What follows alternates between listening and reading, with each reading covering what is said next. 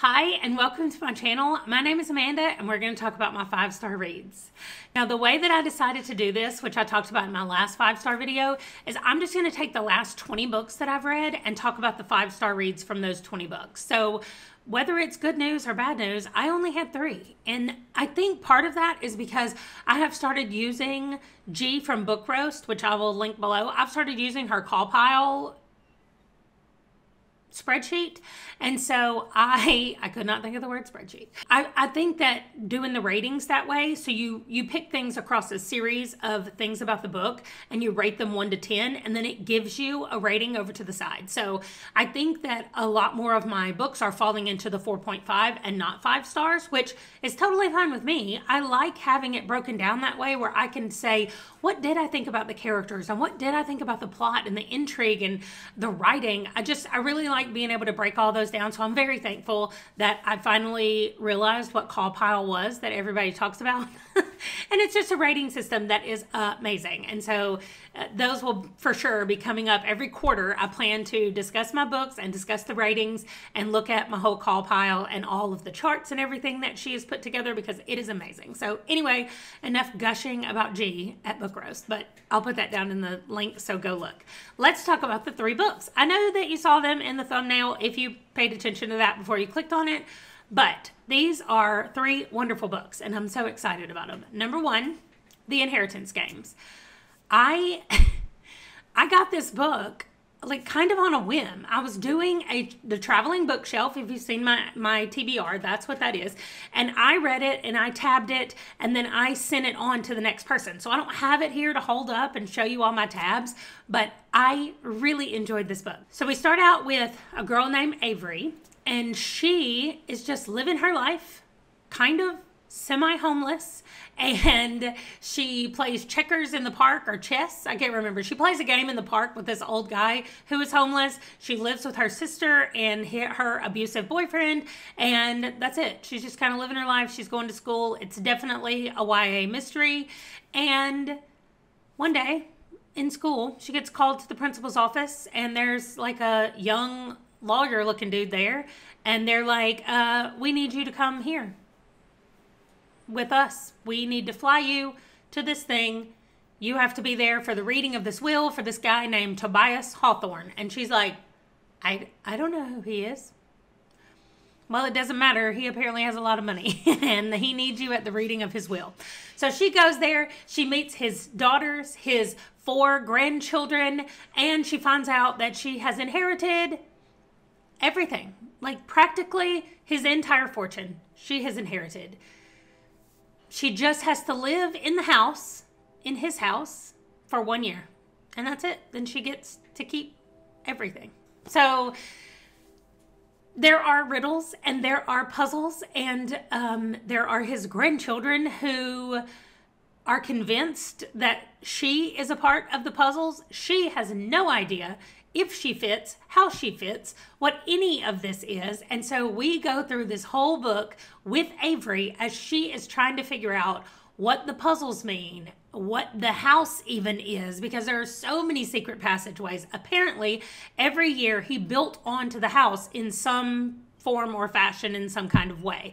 And so there are clues everywhere. There are secret passages everywhere, and most the boys know about, a few of them maybe they do not. And so it becomes like the coolest game. I mean, it's not really a game because somebody is trying to keep her from staying in the house for 1 year like she has to do to inherit.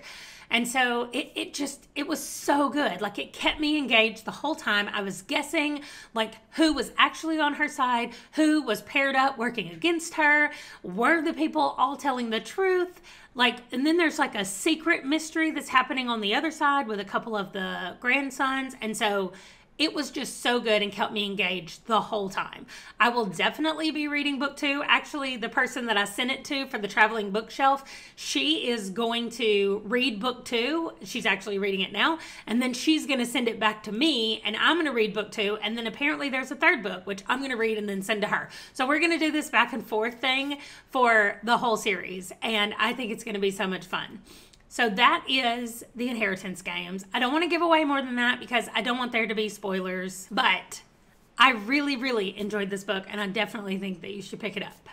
My second 5-star read was Starsight by Brandon Sanderson. Now, this is book 2 in a series, but I still think I can talk about it without giving a lot of stuff away. We are dealing with Spensa. Her call sign is Spin. And let me just say right now that I love so much that Brandon Sanderson, in the back of these books, you can see it listed in the back, all of the beta readers and the alpha readers and his editors and everybody that had anything to do with this book all got their own call signs. I think that that is so cute, that this book is all about a group of young people come together to form a flight squad, and they all have call signs, and because they're all pilots. And so the people who like helped him create this series and make the book, they all get call signs. I think that that is so cute. Anyway, that's not what the story's about. But in the book 1, we meet Spensa, whose dad was a pilot, and her dad somehow did something, which I'm not going to go into details, and he was labeled as a traitor.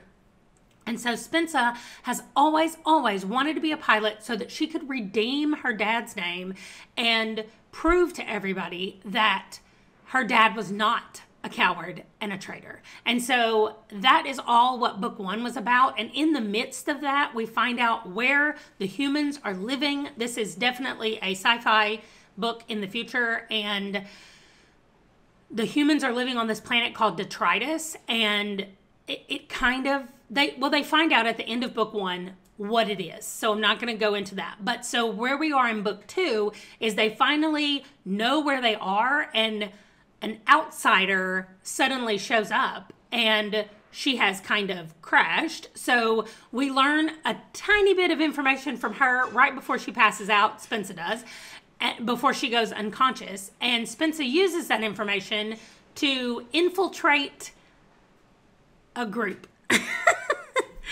trying to do this without giving anything away.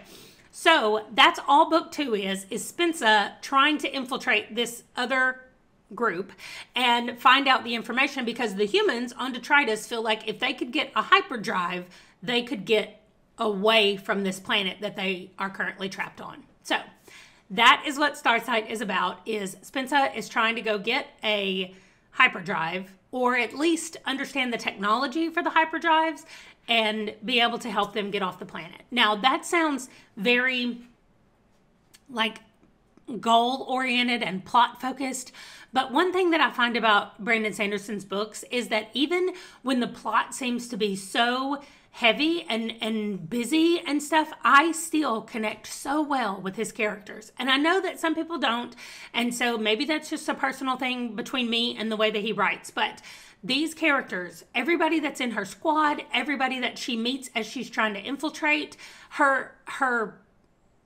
Mbot, I can't tell you what he is because I feel like that's giving things away, but Mbot and the Doom Slug and just the relationship with all of them is so vivid and real, and I love it so much, which is a reason why I gave it 5 stars. But this one, I think, actually just got 10s across the board when I was writing everything down on the call pile. And so it was for sure going to be a 5-star. And I thoroughly enjoyed it. If you like sci-fi at all, if you want to get into sci-fi stuff at all, because it's definitely not a sci-fi system that's hard to understand. Also, I mean, I guess it is fantasy because there seems to be some kind of magic happening. There's a thing called cytonics that nobody really understands what it means, and that's the name of the last book. So I'm guessing that it does come into play at some point. I haven't gotten there yet, but it's just so good, and I recommend it for anybody.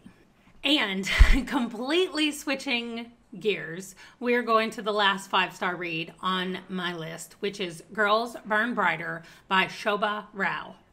This book is, first of all, it's her debut novel, and it is so great. It is a character study in these two girls. It's both set in India and in America. These two girls have the description says once-in-a-lifetime friendship, and I guess we'll call it that. They definitely have a connection, and they are ripped apart for various reasons, and we watch them as they both deal with what has happened to them and where they are. This is about human trafficking. This is about grief, and this is about never giving up or losing hope. I loved it so much. I just didn't want to stop reading it. I kept going and picking it up and reading it more. And then I'd be like, okay, I've read enough today. I need to go do something else. And I just couldn't stop. I wanted to keep reading. I don't even know how to talk about it without giving away a lot of stuff. And probably even just saying that it involves human trafficking gives away stuff, which it doesn't give away anything that the synopsis doesn't. But I didn't really even want to give away that much because I didn't know that's what it was about when I picked it up. I picked it up because it was one of my NPR reads. And as happens all the time, I fall in love with it, even though it was an accident that I got to it. So I highly recommend this book. It is just listed as contemporary fiction. It involves India, like I said. So if you're trying to read books written by non-American and European authors, this definitely fits. And if you're trying to read books that are not set in the US or the UK, then also this definitely fits. And it was so good, so interesting just to look at how everything was structured and set up at the beginning, and then how things shifted and moved as we brought in the United States element of it. I really, really enjoyed it, and I hope that you will give it a chance.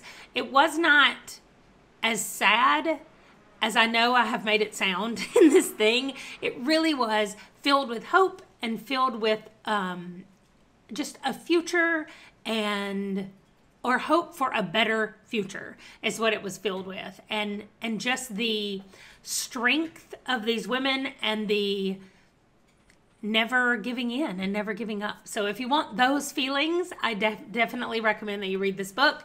I am going to put her on my watch list because I definitely want to read more by this writer. So that's it. Those are my 3 5-star reads that I've had in the last 20 books. And so I am going to keep reading and see if I can find some more 5-star reads, and I will be back to discuss those with you next month. Thank you for watching, and I will see you in my next video. Bye.